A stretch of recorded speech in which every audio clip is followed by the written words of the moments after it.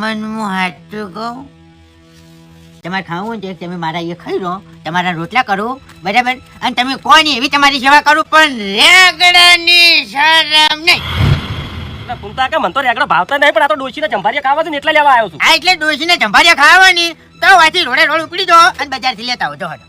ખરેખર આખા ગામમાં ફૂમતા આકાની જ વારી વખણાય હો. બસ કઈ તમને મેં રેગડા ના આલ્યો, તમે ભુજી આગળને લઈને મને શરમ નાખવા આયા એમ. આસ્કુજી શું કીધું કે ફૂમતા આકા મને રેગડી ના પાડી? અલ્યા ફૂમતો આકો રેગડીની ના પાડતા હશે. ફૂમતા આકાનું મન એટલે ચેવડું મોટું મન છે. આ મને ફૂમતો આકો નહીં, જેના આવડા છોકરાના મોઢે ફૂમતો આકો થઈ રહ્યા છે, હમણાં નહીં થઈ રહ્યા. તાણી તમારે રેગડા કેટલા લેવા છે વડીલ? 500 ગ્રામ જેવો કરો. આ તો તમને ગમે એવા વારવા માંડો. આ જોયું બાસ્કુજી, તાણીએ ઢગો હુંપી દીધો કે ના હુંપી દીધો? બાપુજી લારીમાં 20 રૂપિયાને 500 મળી હતી, પણ તમારે લઈ જવા હોય ને તો તમે તારે 30 રૂપિયા લઈ જજો, કારણ કે તમને દેશી છે એટલે. આ તારું ભલું થાય, તારું ડાબડી મોઢા જેટલા લઈ જઈને મેલી લેવાય ને.